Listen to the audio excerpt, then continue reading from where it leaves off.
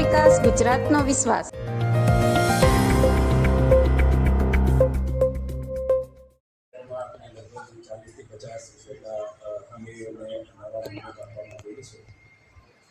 अनुसंधाने mule hunt 1.2 અગાઉ operation પાડવામાં આવેલું અને ઓપરેશન મ્યુલ હન્ટ 2.2 અંતર્ગત છેલ્લા 2 અઠવાડિયામાં અને રોજે કુલ 40 માણસોને ધરપકડ કરવામાં આવેલી છે અને કુલ ક્રાઇમ 1040 જેટલા જે ગુનાઓ છે એને શોધ કરવામાં આવેલું છે અને લગભગ 622 જેટલા કરોડનો જે ટ્રાન્ઝેક્શન ફ્રોડ ટ્રાન્ઝેક્શન એને રોકવામાં સફળ થઈ.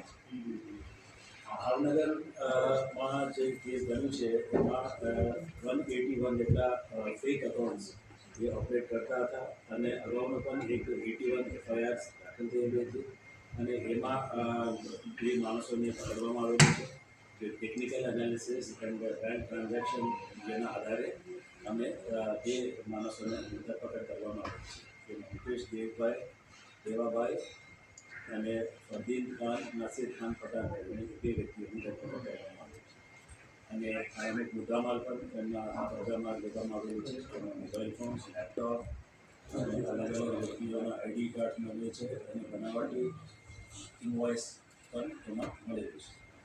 એ પ્રકારનું જે સાયબર ફ્રોડ શોધ કરવામાં આવેલું છે અને બીજા જે ગુના છે એ એપીએમસી ઊંઝાનું છે.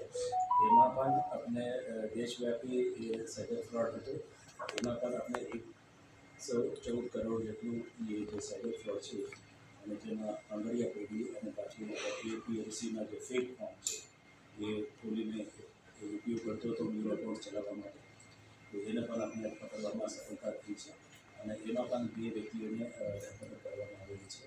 અજય નરેન્દ્રભાઈ પટેલ અને દેવેન્દ્ર કાંતિલાલ પટેલ. તો એમાં પણ આપણે ખૂબ સફળતા મળી છે અને ટોટલ સાયબર ફ્રોડ જે રીતે કીધું છે કે 125 જેટલા અને 114 કરોડની ટ્રાન્ઝેક્શન આપણે ધ્યાન કરાવેલું છે. આ સિવાય ઓપરેશન મ્યુલ હન્ટ રાજકોટમાં જે છે એમાં પણ એક લાઈવ જેટલા 40 લાખ રૂપિયા ટ્રાન્ઝેક્શન કરવામાં આવતો હતો અને તે વખતે પણ એમને લાઈવ પકડવામાં આવેલું છે અને એમાં એક બંધન બેંકના મેનેજરની પણ સંડોવણી ધ્યાન ઉપર આવેલું છે. તો એ પ્રકારની આપણે 4 વ્યક્તિઓને આપણે ધરપકડ કરવામાં આવેલી છે. એક ચેતન નારાયણભાઈ અમલાની કરીને અને એક જતીન કપિલભાઈ કોટડ કરીને અને કપિલભાઈ સુરેશભાઈ કોટડ અને ચોથા વ્યક્તિ મહેન્દ્રભાઈ નારાયણજીભાઈ કોડિયા. એ 4 જણાની રાજકોટ ગુનાની અને આવતા દિવસોમાં પણ આપણે એ સતત ચાલુ રહેશે અને મ્યુલ હન્ટ જે બેંકોની એકાઉન્ટ્સ ફ્રોડુલેટલી ડિપોઝિટ કરવામાં, ઇન્વેસ્ટમેન્ટ ફ્રોડ અને demat UPI fraud, online financial internet બેન્કિંગનું ફ્રોડ એ તમામ જે વ્યક્તિઓ કરે છે તો એના ઉપર આપણે સતત વોચ રહેશે અને સાયબર સેન્ટર ઓફ એક્સલેન્સ આવતા દિવસોમાં પણ એ કાર્યવાહી જોરશોરથી ચાલુ રહેશે. ટોટલ કેટલી અરેસ્ટ થઈ છે? ટોટલ આ જે ઊંઝા, ભાવનગર અને રાજકોટ ટોટલ કેટલા આરોપીઓ છે? 2 અઠવાડિયામાં 40 લોકો. ઓકે. ધારકો જે હોય એના ઉપર મ્યુલ એકાઉન્ટ હેન્ડલર જે મલ્ટિપલ મ્યુલ એકાઉન્ટને ઓપરેટ કરતા હોય તો જ્યારે પણ સાયબર ક્રાઇમના પૈસા આવે એટલે એમને મોટા જથ્થામાં પૈસા ઉપાડવા પડતા હોય. બેંક પાસે જનરલી કેશ ક્રચ હોય છે તો ત્યારે બેંક મેનેજર પોતાનું કમિશન લઈ અન્ય નાગરિકોને પૈસા ન આપે અને આમને તાત્કાલિક મોટી રકમ ઉપાડવાની જે સહુલિયત આપી એ ભૂમિકા બેંક મેનેજરે નિભાવી છે. 1 લાખ રૂપિયા એ સામાન્ય રીતે 600 થી 800 રૂપિયા કમિશન લેતા હોવાનું ધ્યાન પર આવેલું છે.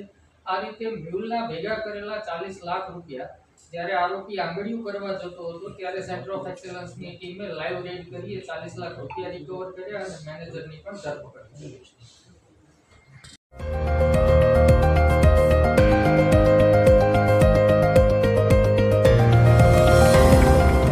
ગુજરાતનો સાથ, ગુજરાતનો વિકાસ, ગુજરાતનો વિશ્વાસ.